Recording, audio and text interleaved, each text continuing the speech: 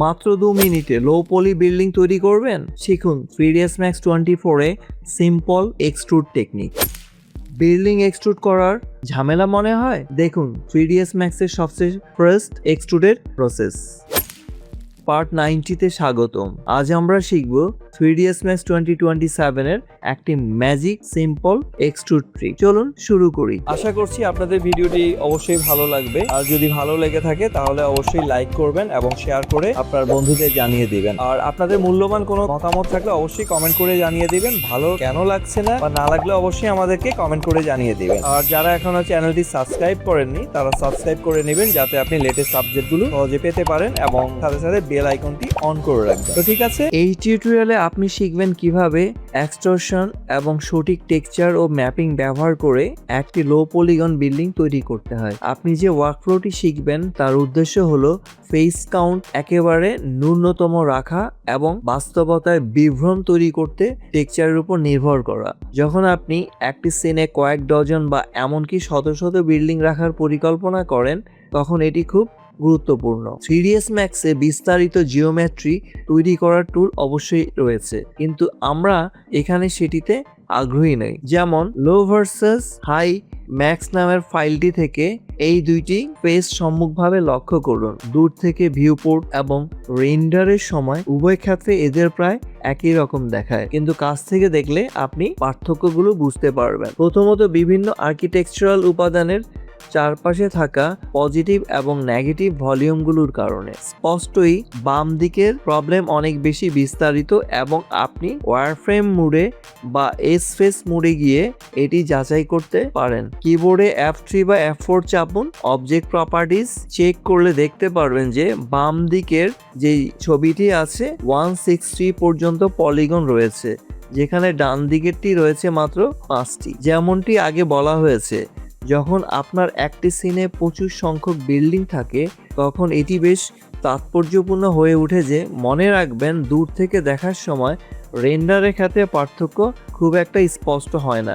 যদি ক্যামেরা কোনো নির্দিষ্ট বিল্ডিংয়ের কাছাকাছি চলে যায় তবে আপনি সবসময় একটি নির্দিষ্ট বিল্ডিংয়ের ডিটেল যোগ করতে পারেন। আর তাই এই টিউটোরিয়ালে আমরা লো পলিগন বিল্ডিং দিকেই বেশি মনোযোগ দিচ্ছি। আপনার welcome to IT Guru. IT গুরুতে স্বাগতম। এটি এমন একটি স্থান যেখানে প্রযুক্তি শেখা সহজ, আকর্ষণীয় এবং আমাদের ভাষায়।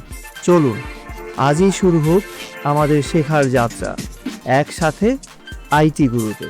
আগের ক্লাসের করা ফাইলটি খুলুন। গত পর্বটি যেখানে শেষ হয়েছিল এটি ঠিক সেখান থেকেই শুরু হবে, অর্থাৎ 3টি সিটি ব্লক এবং আরবান ডিজাইন কম্পোনেন্টগুলো যথাস্থানে রেখেই সিনটিতে কাজ করা আরো সহজ করতে এইচ প্রেস করুন। তারপর সিনে থাকা সমস্ত আরবান ডিজাইন গুলোকে নির্বাচন করতে ইউডিসি টাইপ করুন। নির্বাচন নিশ্চিত করতে ওকে চাপুন। এটি ইউডিসি নাম দিয়ে একটি নতুন সিলেকশন সেট তৈরি করুন।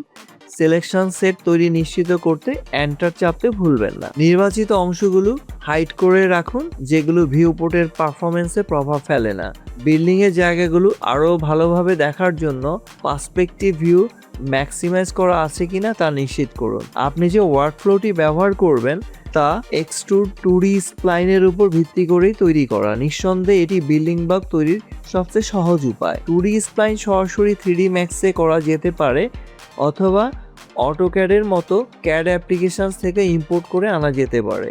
সবচেয়ে বড় যে জিনিসটি মনে রাখতে হবে তা হলো স্প্লাইনগুলো অবশ্যই ক্লোজড হতে হবে। এর মানে হলো আপনি যদি কোনো ফুটপ্রিন্ট তৈরি করতে লাইন টুল ব্যবহার করেন তবে নিশ্চিত করুন যে এটি একটি ক্লোজ শেপ হবে। বিকল্প হিসাবে আপনি স্ট্যান্ডার্ড বা এক্সটেন্ডেড শেপ তালিকা থেকে অন্যান্য ক্লোজ শেপগুলো ব্যবহার করতে পারেন। যেমন অ্যাঙ্গেল শেপ ব্যবহার করুন, কারণ বিল্ডিং লটগুলো কিছুটা উঁচুতে অবস্থিত। স্প্লাইনটি সঠিক জায়গায় আছে কিনা তা নিশ্চিত করতে অটোগ্রিড ফিচারটি ব্যবহার করুন। একটি বেসিক এল শেপ তৈরি করতে ক্লিক করে ড্র্যাগ করুন এবং তার থিকনেস বা পুরুত্ব করতে আরও কিছুটা ড্র্যাগ করে আবার ক্লিক করুন। আপনি চাইলে পরবর্তীতে সবসময় এই পরিমাপগুলো সূক্ষ্মভাবে ফাইন টিউন করতে নিতে পারেন। কাজ শেষ হলে অটো গ্রিড ডিসেবল করুন।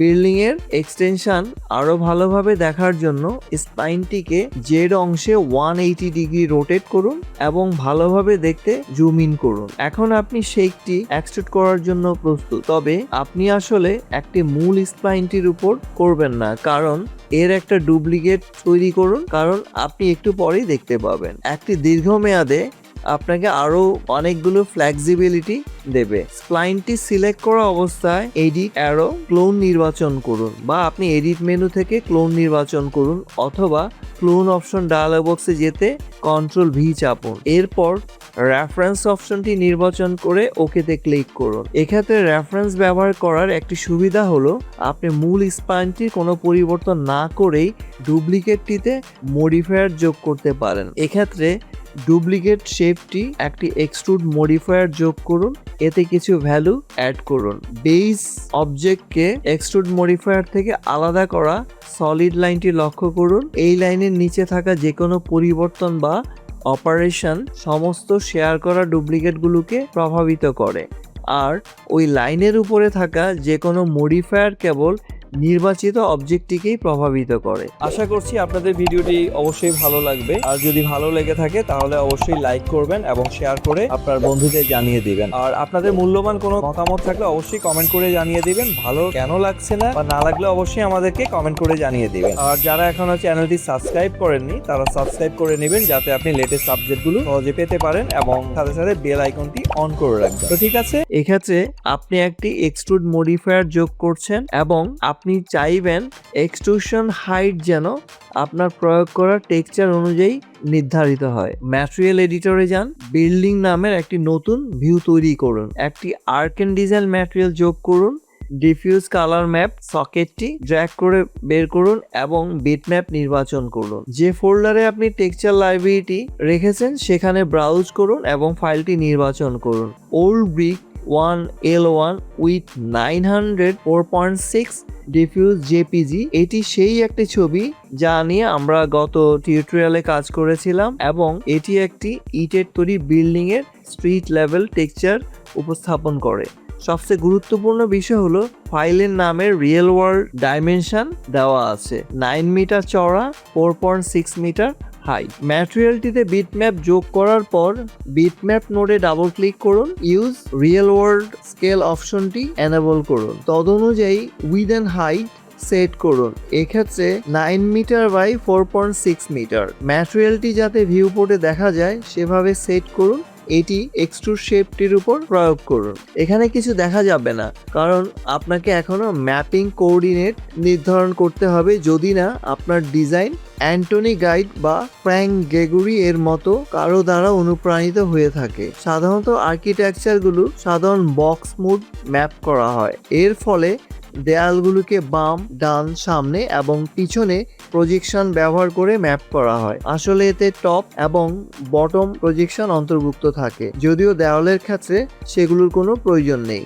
একটি ইউভি ম্যাপ মডিফায়ার যোগ করুন এবং গিজমো সাইজ নিয়ে ঘাটাঘাটি করার বদলে একটি বক্স মুড সেট করুন। সহজভাবে real world map size enable করুন, যাতে এটি বিটম্যাপ লেভেলের আপনার সেট করা বাস্তব পরিমাপগুলো রিড করতে পারে। যদি প্রয়োজন হয় তবে গিজমো লেভেলে যান, ফ্লোর লেভেল থেকে স্টার্টিং পয়েন্ট ঠিক করুন, জেড পজিশন অ্যাডজাস্ট করুন। কাজ শেষ হলে সেই মোড থেকে বেরিয়ে আসুন। যেহেতু বাস্তব জগতে ছবিটির উচ্চতা 4.6 মিটার, তাই এক্সট্রুশন হাইট একই ভ্যালুতে সেট করুন। তাছাড়া এই এক্সট্রুডেড ভলিউমটি টপ অথবা বটম ক্যাপ দেওয়ার কোনো দরকার নেই, কারণ রেন্ডার করার সময় দেখা যাবে না। তাই ক্যাপ স্টার্ট এবং ক্যাপ এন্ড ডিজেবল করুন এবং মধ্যমে পলি কাউন্ট আরো কমিয়ে আনতে পারেন। আপনি পরবর্তীতে ধাপ যাওয়ার জন্য প্রস্তুত, তবে তা করার জন্য ম্যাটেরিয়ালটিতে একটি রিফ্লেকশন ম্যাপ যোগ করুন।